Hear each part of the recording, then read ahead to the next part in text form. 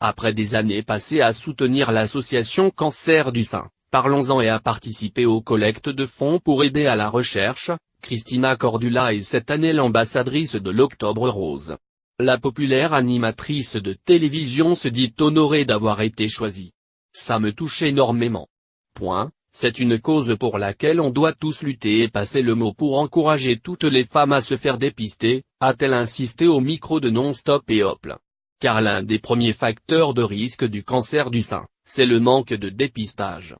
Si je peux utiliser ma notoriété pour parler avec toutes les femmes pour les encourager à faire le dépistage, qui est gratuit, c'est une grande avancée, se félicite Christina Cordula qui promet d'utiliser tout son réseau pour mettre en lumière la lutte contre le cancer du sein, encore tabou.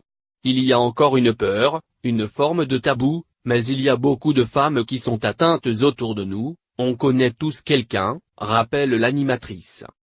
En tant que spécialiste de la beauté et de l'élégance, Christina Cordula mesure également l'impact psychologique que le cancer du sein peut avoir sur les femmes. Au cours de leur traitement, très éprouvant, mais également après une mastectomie, lorsqu'il faut se réapproprier son propre corps. Ce n'est pas pour autant qu'il faut ne plus se sentir une femme, il faut continuer à être une femme. Si on ne perd pas cette identité que nous avons, ça nous aide à aller plus en avant, fait valoir Christina Cordula qui évoque l'importance du moral dans la lutte contre le cancer. Je suis là pour donner le moral, poursuit-elle avec un sourire radieux. L'animatrice salue enfin les docteurs, chercheurs, et tous les acteurs qui participent au progrès médical. Je suis très admirative du travail des chercheurs parce que sans eux, on ne peut pas avancer.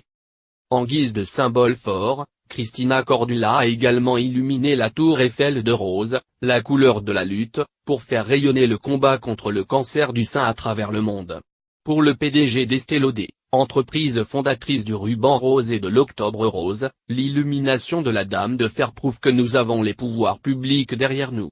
Ça montre qu'on peut sensibiliser les femmes au dépistage. Une femme sur deux ne se fait pas dépister en France aujourd'hui. 9 cas sur 10 sont guéris lorsque la maladie est prise à temps, rappelle